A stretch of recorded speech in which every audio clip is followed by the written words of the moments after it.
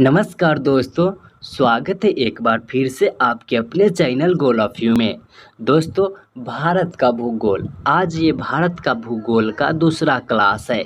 First class हम लोग कर चुके हैं जिसमें आपको बताया गया है भारत के भूगोल के बारे में।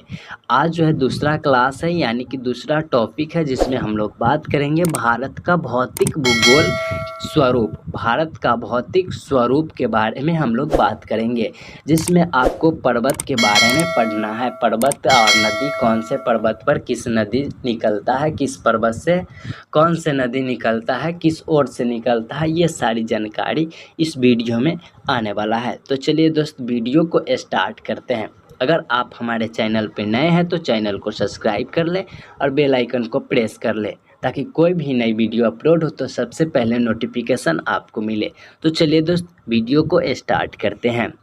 दोस्तों, अगर आप फर्स्ट वीडियो नहीं देखे हैं तो मैं लिंक नीचे डिस्क्रिप्शन बॉक्स में दे दिया हूं, वहां से जाकर आप फर्स्ट वीडियो को देख सकते हैं। तो चलिए वीडियो को स्टार्ट करते हैं। दोस्तों, वीडियो को लाइक कर दें। तो यहाँ पे फर्स्ट पॉइंट हमें समझाया गया है दोस्तों कि देश के कुल क्षेत्रफल के 10.7% भाग पर जो उच्च पर्वत श्रेणियाँ हैं, यानी कि हमारे भारत देश के कुल क्षेत्र के 10.7% भाग पर उच्च पर्वत श्रेणियाँ हैं, जिनकी ऊंचाई जो है दोस्तों समुद्र तल से 2135 मीटर है या फिर उससे अधिक। तो समुद्र तल की ऊंचाई से 2135 मीटर या फिर उससे अधिक। अब यहाँ पे हमें बताया गया है कि 305 मीटर से 2135 मीटर की ऊंचाई वाली पहाड़ी जो है वह 18.6% भूभाग पर फैली हुई है। अब यहाँ पे नए स्टूडेंट यानी नए कैंडिडेट जो होंगे, लूसेंट पढ़ रहे होंगे, वहाँ इनको दिक्कत आया कि दोस्तों देश के कुल क्षेत्रफल 10.7% भाग पर जो उच्च पर्वत श्रेणियाँ जो है फैली हुई है, यानी कि उच्च श्रेणियाँ जो है 10.7 भूभाग पर है। अब यहाँ पे बताया गया है कि 305 मीटर से 2135 मीटर की ऊंचाई वाली पहाड़ी 18.6% पर है। तो कैसे? तो दोस्तों, ये जो है भूभाग कितना है, यानी हमारे देश के कुल क्षेत्र के 10.7% पर जो है वह पर्वत यानी उच्च पर्वत श्रेणियाँ हैं। अब यहाँ से 305 मीटर से 2135 मीटर की ऊंची चोटी वाली जो है 18.6%, यानी कि अब 10.7% को हम लोग 100% लेते हैं और इसमें से जो है दोस्तों 18.6% पर है वह 305 मीटर से 2135 मीटर की ऊंची वाली पहाड़ी 18.6% पे फैली हुई है। और उसमें से 100% में से जो है दोस्तों यहाँ पे अब जो हमारा बच गया वह 43% भूभाग पर विस्तृत मैदान की पठार है, यानी मैदान की पठार कितने हैं तो 43% है। अब यहाँ पे जो आया है दोस्तों हिमालय। अब हिमालय की जो है प्रादेशिक विभाजन किया गया है, यानी कि किस प्रदेश में कौन सा हिमालय पड़ता है और उसकी लंबाई भी आपको बताया गया है। तो यहाँ पे आप देख सकते हैं कि हिमालय का प्रादेशिक विभाजन और उसका प्रादेशिक विभाजन इधर दिया गया है, लंबाई दिया गया है और इधर विस्तार दिया गया है। तो यहाँ पे हम लोग सबसे प्रादेशिक विभाजन यानी प्रादेशिक विभाग की बात करेंगे। तो सबसे पहले जो है हमारा पंजाब हिमालय आता है।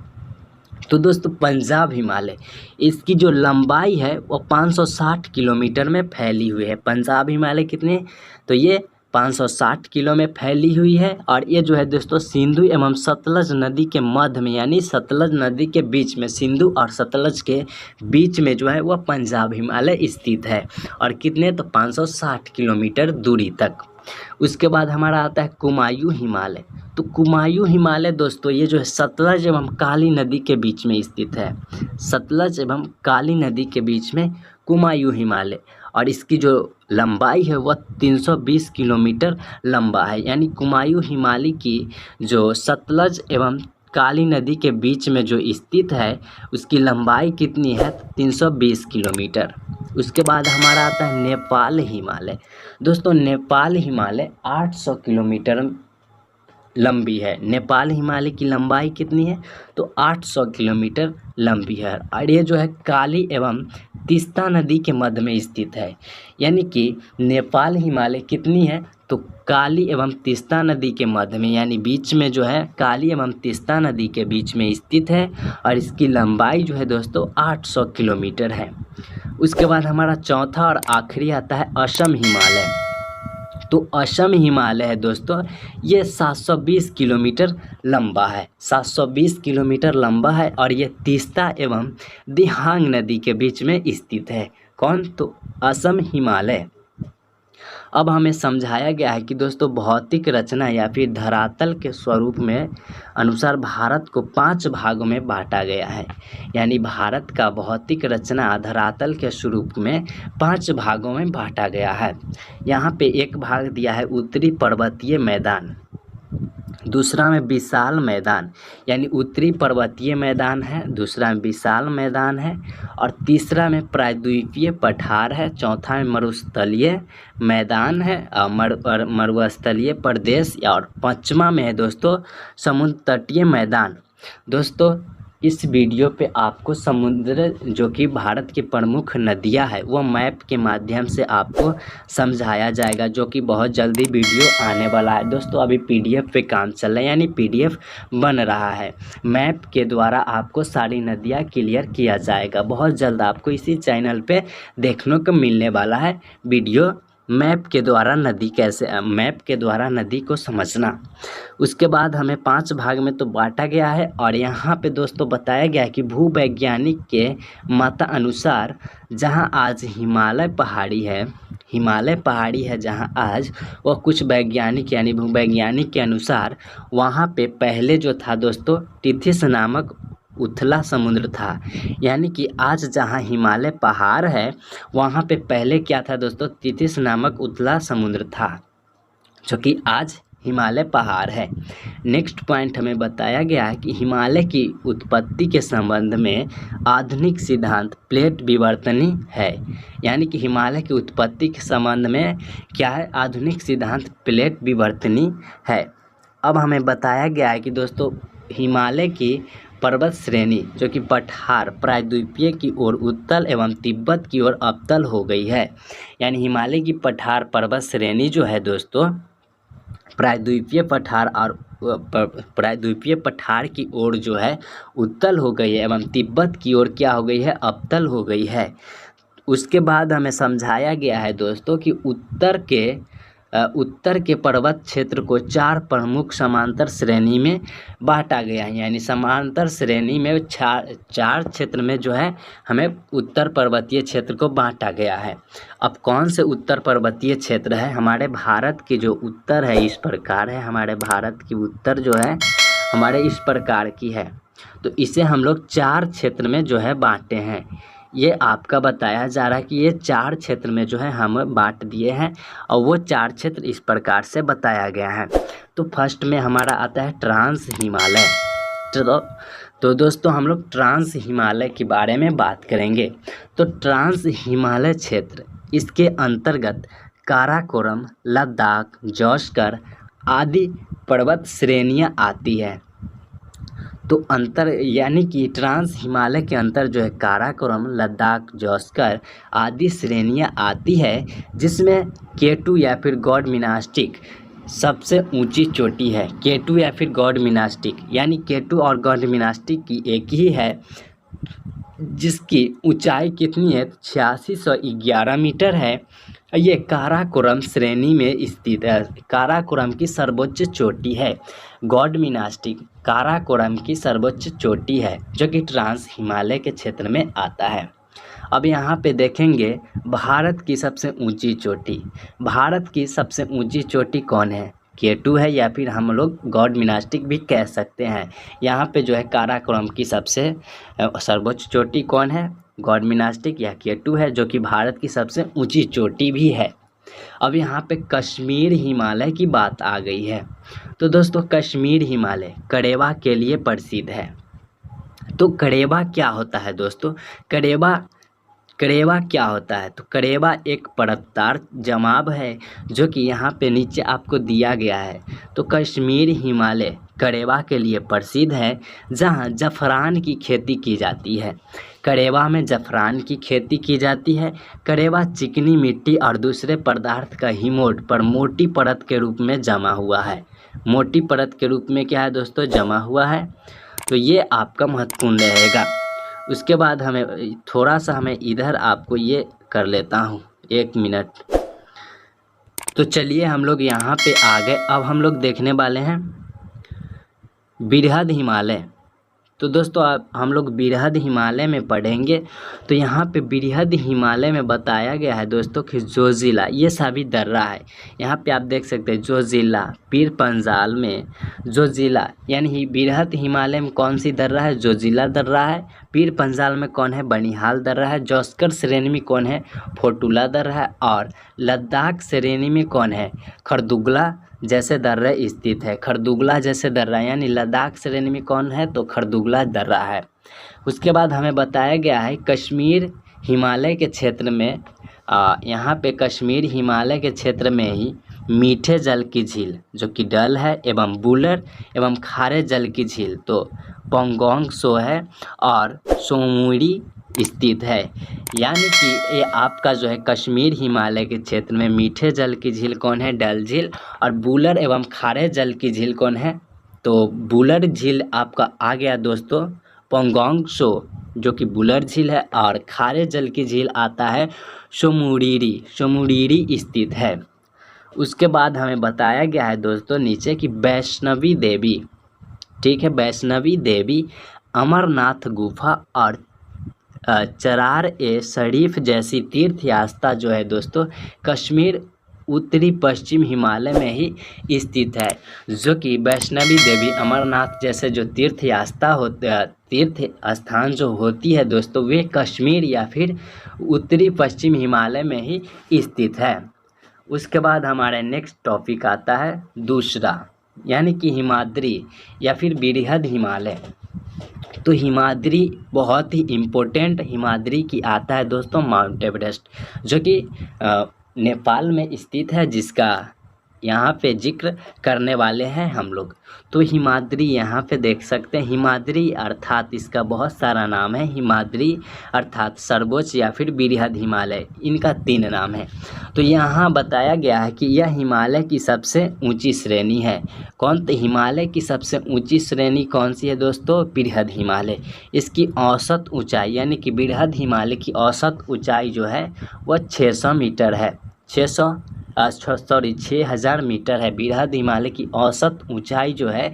ये औसत ऊंचाई मतलब क्या होता है दोस्तों? बहुत एगो होगा जो पर्वत जो बहुत ऊंचा होगा, बहुत सारे छोटा होगा, बड़ा होगा, इस प्रकार से होगा। तो सबसे जो है औसत यानी कि एक लेवल की जो होगा उसका औसत लिया गया है। तो ये औसत 6000 मीटर है। और यहाँ पे विश्व की सबसे ऊंची चोटी यानी कि दोस्तों विश्व की सबसे ऊंची चोटी कौन है? माउंट एवरेस्ट है, जो कि नेपाल में स्थित है। माउंट एवरेस्ट कहाँ है? नेपाल में स्थित है और इसी पर्वत श्रेणी में स्थित है, यानी बृहद हिमालय में ही स्थित है।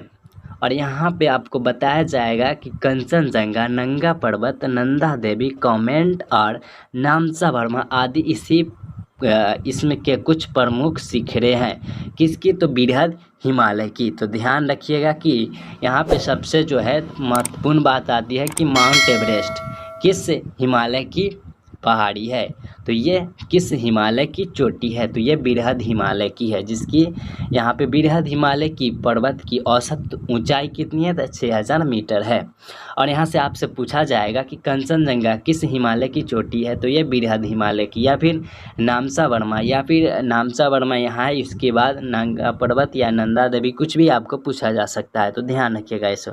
अब हमें नोट में बताया गया है दोस्तों कि बृहद हिमालय लघु हिमालय से मेन सेंट्रल थ्रस्ट के द्वारा अलग होती है। तो यानी कि बृहद हिमालय है दोस्तों लघु हिमालय से मेन सेंट्रल थ्रस्ट के द्वारा जो है अलग होती है। अब हमें 3 में बताया गया, 3 नंबर में हिमाचल श्रेणी बताया गया है। यानी कि हिमाचल श्रेणी अर्थात लघु या फिर मध्य हिमालय, लघु हिमालय या फिर मध्य हिमालय ही इसे हम हिमाचल श्रेणी कहते हैं। इसमें बताया गया है कि इस श्रेणी में पीर पंजाल, धौलाधर, मंसूरी, नागटिबा और महाभारत श्रेणियां हैं। यानी कि लघु हिमालय बृहद हिमालय लघु हिमालय से बृहद हिमालय को कौन अलग करता है दोस्तों? मेन सेंट्रल द्वारा अलग होती है।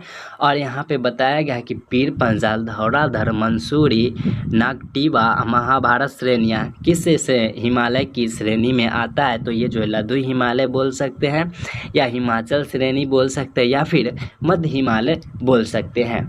दोस्तों अब यहाँ पे बृहद एवं लघु हिमालय के मध्य जो है कश्मीर घाटी, जो कि लाहौल स्पीति, कुल्लू एवं कांगड़ा की घाटी मिलती है।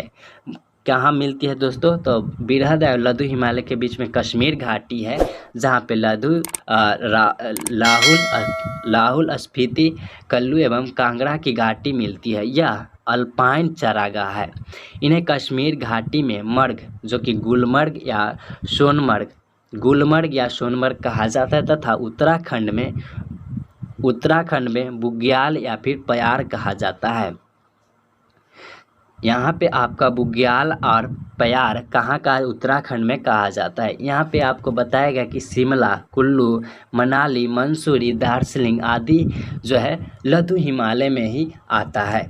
यानी कि आपको पूछा जाएगा कि शिमला जो है किस हिमालय के अंतर्गत आता है? तो ये जो है लघु हिमालय या फिर मध्य हिमालय, या फिर आप बता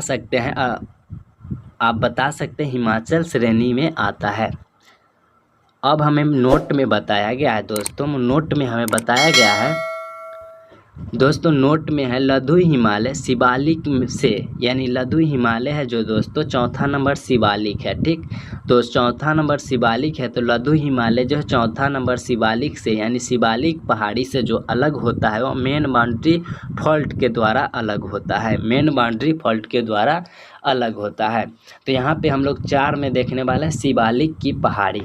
तो शिवालिक अर्थात निम्न या फिर बाह्य हिमालय, जो कि यह शिवालिक की पहाड़ी नवीनतम भाग यानी नया भाग है। तो हिमालय का यह सबसे नया भाग है, नवीनतम भाग है।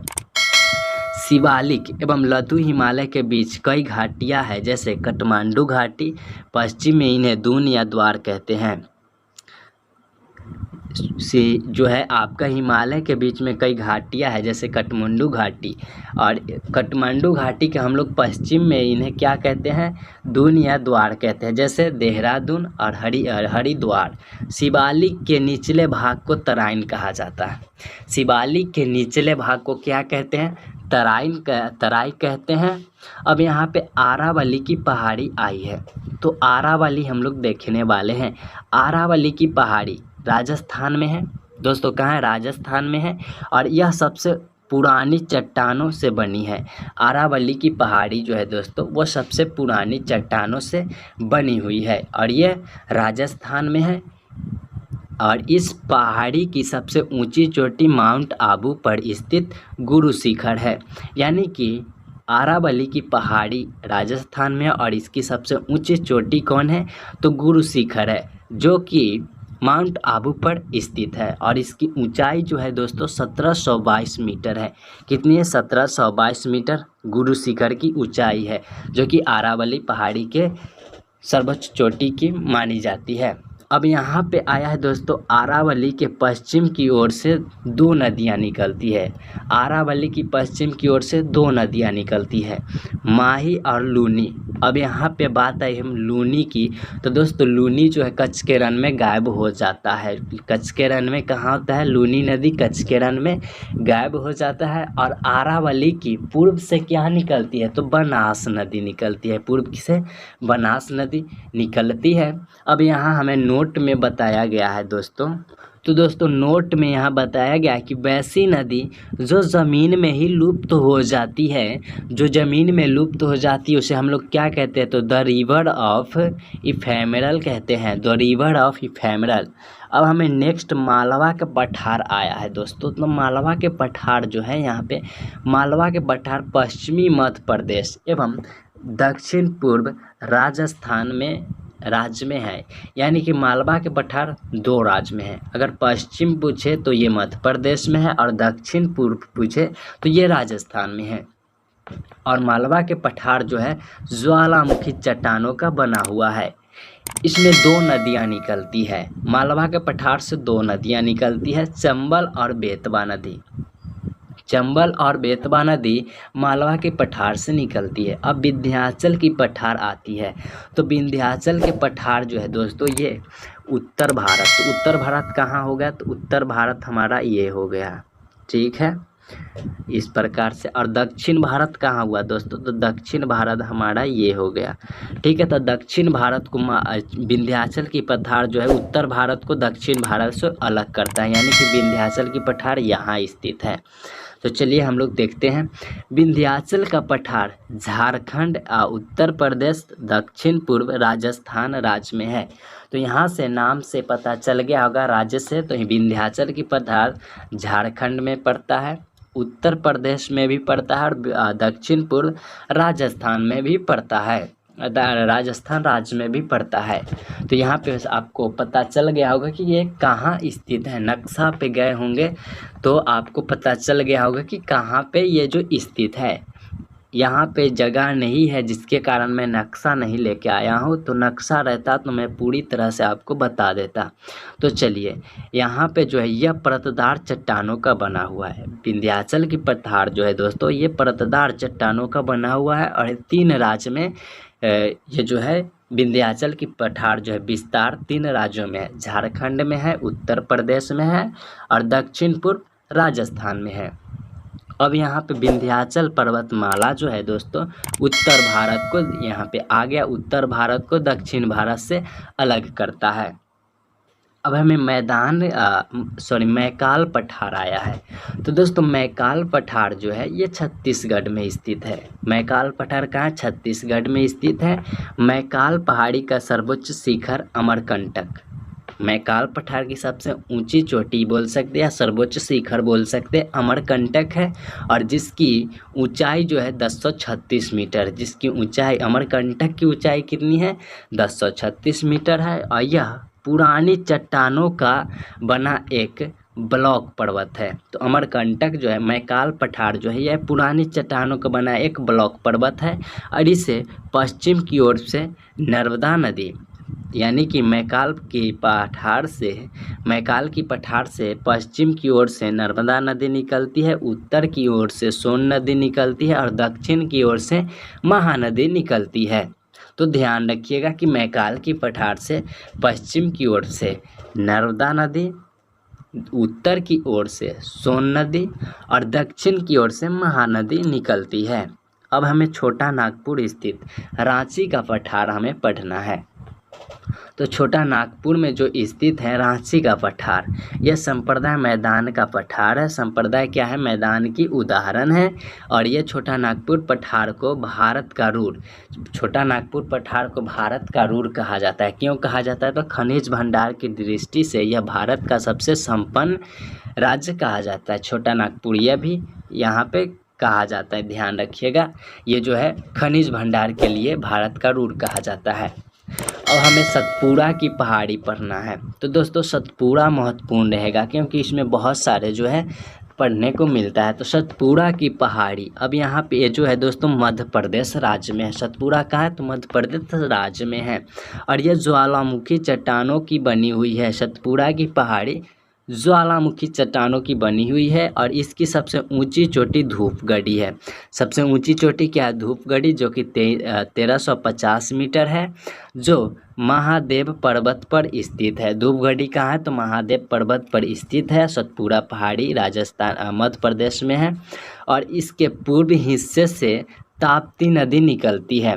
यानी कि सतपुड़ा की पहाड़ी के पूर्व हिस्से से कौन सी नदी निकलती है, पूर्व से कौन सी नदी, तो ये ताप्ती नदी निकलती है। अब हमें यहाँ आया पश्चिमी घाटी। तो पश्चिमी घाटी हम लोग देखने वाले हैं। तो पश्चिमी घाटी जो है यह पर्वत ताप्ती नदी के मुहाने से लेकर कन्याकुमारी तक अंतरिक्ष एक लगभग 1600 किलोमीटर तक विस्तृत है। तो पश्चिमी घाटी जो है वह कन्याकुमारी के लेकर आपको मुहाने से लेकर कन्याकुमारी तक फैली हुई है और जो कि 1600 किलोमीटर में इसकी विस्तार है पश्चिमी घाटी की। इसकी औसत ऊंचाई जो है दोस्तों 1200 मीटर है। औसत ऊंचाई पश्चिमी घाटी की कितनी है? 1200 मीटर है।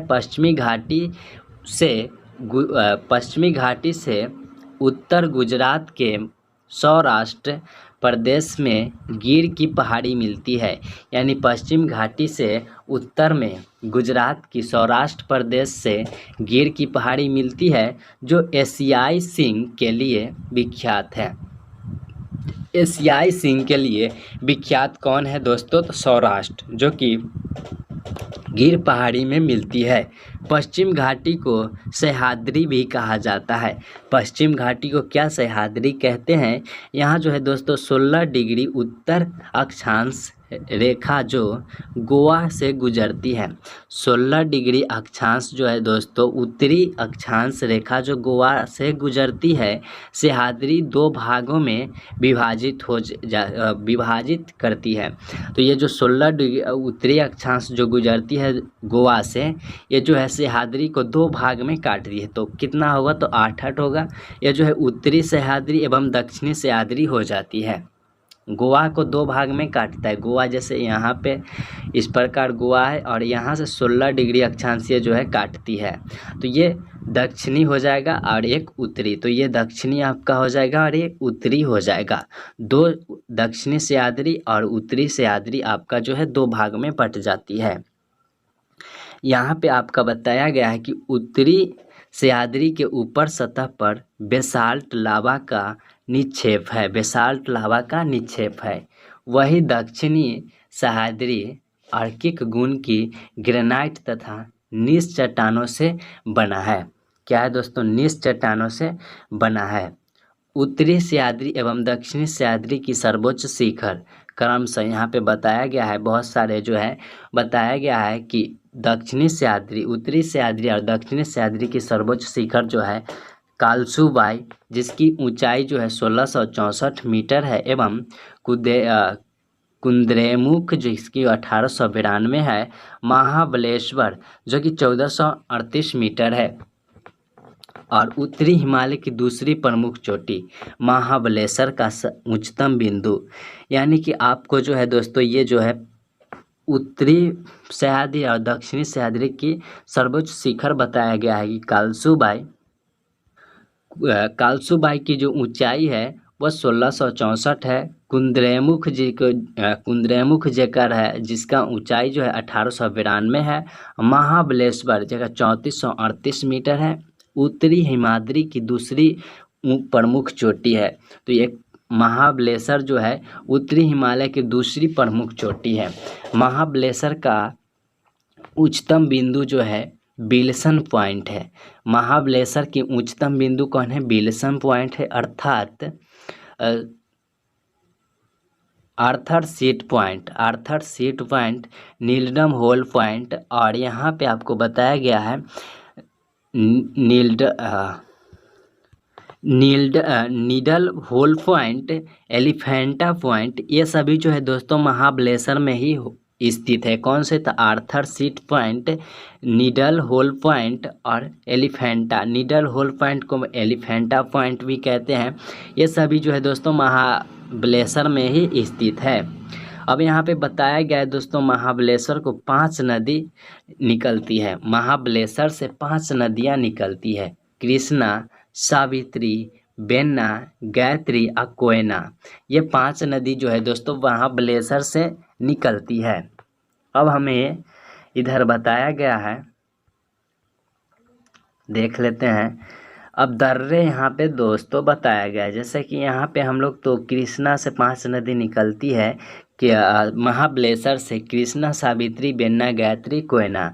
तो अब यहाँ पे हम लोग दर्रा के बारे में बात करने वाले हैं। तो दर्रे से गुजरने वाले प्रमुख रेल एवं सड़क, दर्रा से गुजरने वाले प्रमुख रेल एवं सड़क के बारे में बात करेंगे। तो दर्रा से गुजरने वाले प्रमुख रेल एवं सड़क, तो यहाँ पे अब सबसे थाल दर्रा आता है, थाल घाट दर्रा आता है। तो यहाँ पे हम लोग देखेंगे थाल घाट दर्रा जो है मुंबई से नागपुर कोलकाता रेल एवं सड़क मार्ग है।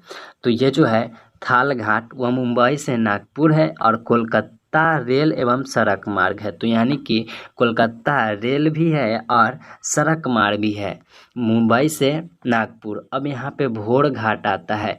तो भोर घाट जो है दोस्तों मुंबई से पुणे और बेलगांव चेन्नई रेल एवं सड़क मार्ग, चेन्नई रेल एवं सड़क मार्ग ये भी आपका रहा। उसके बाद यहाँ पे पाल घाट आता है दोस्तों, पाल घाट दर्रे आता है। तो ये रेल मार्ग और सड़क मार्ग दोनों है। तो यह कालीकट, त्रिचूर और कोयम्बटूर इंडोर रेल व सड़क मार्ग जो है दोनों है।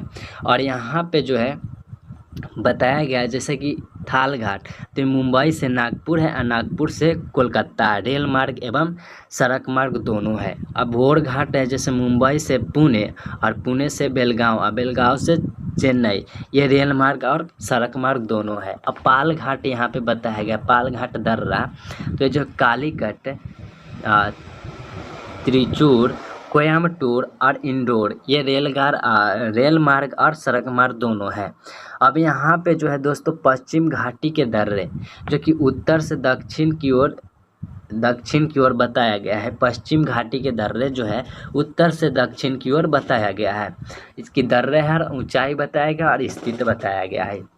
तो यहाँ पे थाल घाट सबसे पहले आता है दोस्तों, थाल घाट। इसकी लंबाई जो है ऊंचाई जो है वो 580 मीटर है और ये नासिक एवं मुंबई के बीच का संपर्क मार्ग है। यानी नासिक से मुंबई के बीच जो रास्ता बनाता है वह थाल घाट बनाता है, जिसकी ऊंचाई कितनी है 580 मीटर है। उसके बाद आता है भोर घाट। तो भोर घाट 630 मीटर है और ये मुंबई से पुणे के बीच संपर्क कराता है। मुंबई से पुणे के बीच जो संपर्क कराता है वो भोर घाट है, जिसकी ऊंचाई 630 मीटर है। अब यहाँ पे पाल घाट आया है।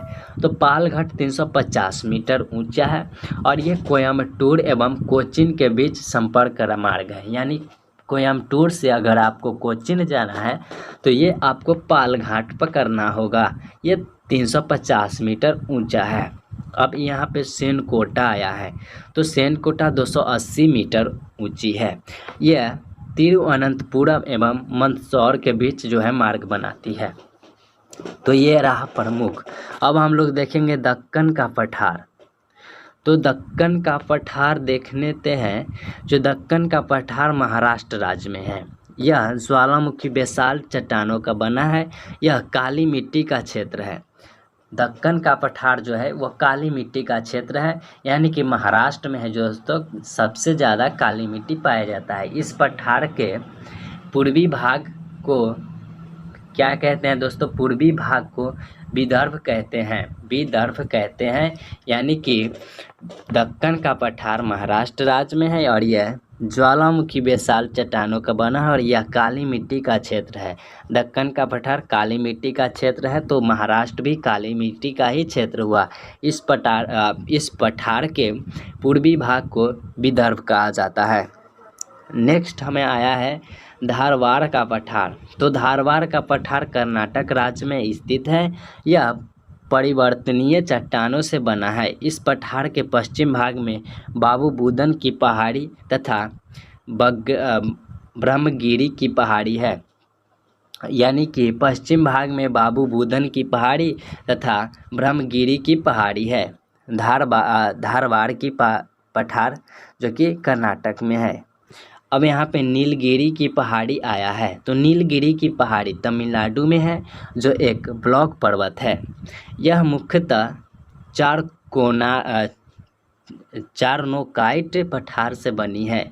तो यहाँ नीलगिरी की पहाड़ी जो है वह चारकोनाइट पहाड़ी से बनी है और इसकी सबसे ऊंची चोटी जो है दोस्तों डोडो बेटा, जो कि डोडो बेटा है नीलगिरी की सबसे ऊंची चोटी कौन है, तो डोडो बेटा है, जिसका ऊंचाई है यानी जिसका ऊंचाई 2637 मीटर है, जो दक्षिण भारत की दूसरी सबसे ऊंची चोटी है। दक्षिण भारत की सबसे ऊंची चोटी डोडो बेटा है। अमरकंड उटकंबट की पहाड़ी पर है।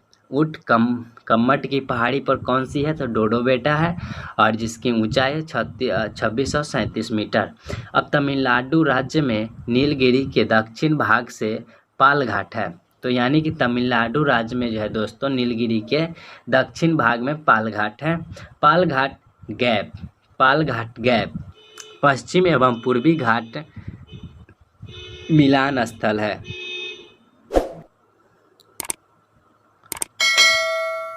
तो दोस्तों यहाँ पे हम लोग नोट में देखेंगे अनामुदी 3 पहाड़ियों का केंद्र बिंदु है। अनामुदी जो है दोस्तों 3 पहाड़ियों का केंद्र बिंदु है, और यहाँ से पहाड़ी श्रृंखला यानी 3 पहाड़ी श्रृंखला 3 दिशाओं में जाती है। यानी अनामुदी 3 पहाड़ी का केंद्र है और 3 पहाड़ी जो है 3 दिशा में जाती है। तो यहाँ पे बताया गया कि दक्षिण की ओर जो जाती है इलायची पहाड़ी जाती है दक्षिण की ओर। काडरमिया जो होती है काडमिर ये जाती है। उसके बाद जो है दक्षिण यहाँ पे उत्तर की ओर जो जाती है वो अन्नामलाई की पहाड़ी जाती है। अन्नामलाई की पहाड़ी दक्षिण की उत्तर की ओर जाती है, तथा उत्तर पूर्व की ओर जो जाती है वो पलानी की पहाड़ी जाती है। प्रसिद्ध पर्यटक स्थल कोडाईकनाल तमिलनाडु पालनी पहाड़ी में ही स्थित है। सेबराय पहाड़ी तमिलनाडु राज्य में सलेम में अवस्थित है। तो दोस्तों यहाँ पे जो है आंध्र प्रदेश, और ये जो है अगले टॉपिक में हम लोग देखेंगे, क्योंकि वीडियो बहुत ही लंबा हो गया है। तो अगला जो क्लास होगा वो बहुत जल्द आपको मिलने वाला है। तो आशा करता हूँ दोस्तों वीडियो आपको वीडियो अच्छा लगे तो लाइक कर दें और सब्सक्राइब कर दें चैनल को। जय हिंद दोस्तों।